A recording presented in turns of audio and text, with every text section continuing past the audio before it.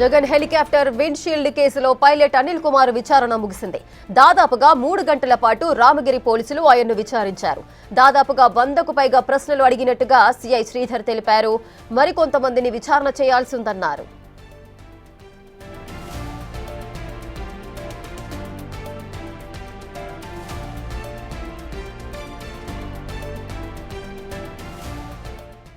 Helicopter case విషయంలో main pilot Anil Kumar కిన్ను గారిని పిలిపించడం జరిగింది.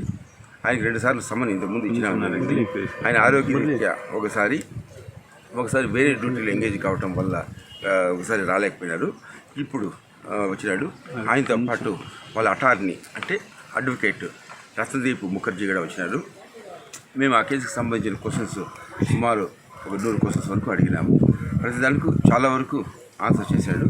ఇప్పుడు వాళ్ళ పార్టీ ఏముంది, వాళ్ళ ఇన్వాల్వ్మెంట్ ఉందా లేదా దీన్ని అన్ని అనాలిసిస్ చేసిన తర్వాత మా సీనియర్ ఆఫీసర్తో చెప్పి దానిపైన తగిన నిర్ణయం తీసుకుంటాము.